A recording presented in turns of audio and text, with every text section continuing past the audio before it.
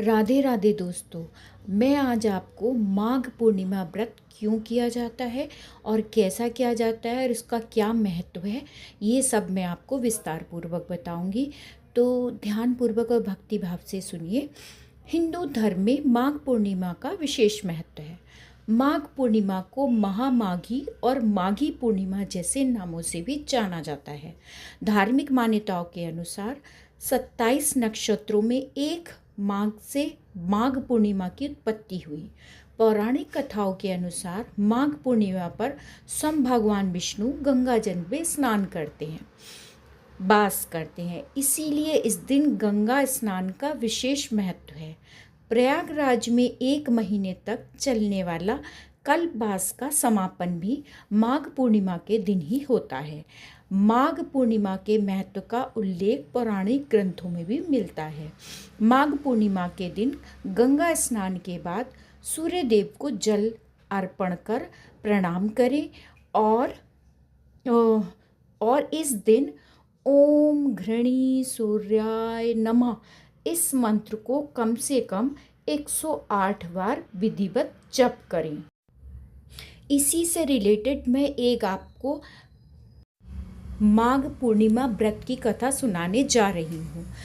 एक अन्य पौराणिक कथा के अनुसार कांति नगर में धनेश्वर नाम का ब्राह्मण निवास करता था।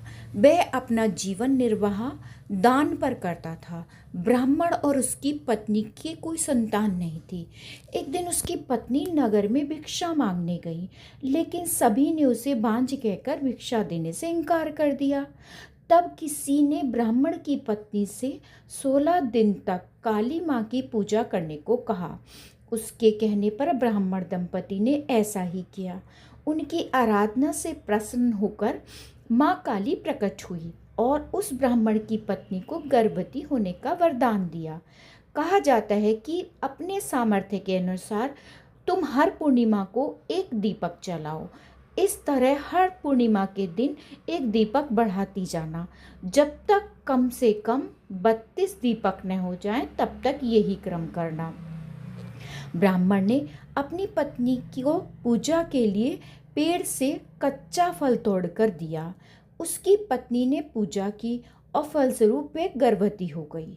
वह प्रत्येक पूर्णिमा को माँ काली के कहे अनुसार दीपक जलाती रही। माँ काली की कृपा से उसके घर में पुत्र ने जन्म लिया, जिसका नाम देवदास रखा गया।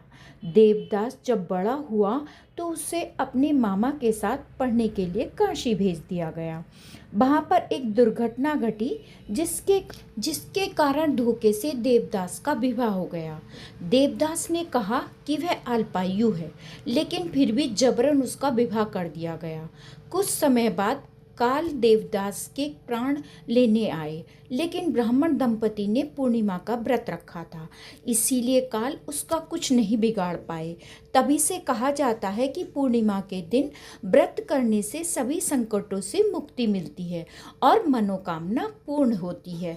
यही मेरी माघ पूर्णिमा की व्रत कथा है। आप कमेंट सेक्शन में मुझे लिख के बताइए मेरी कथा कैसी लगी। इसीलिए अगले अध्याय में फिर मिलती हूँ। राधे राधे।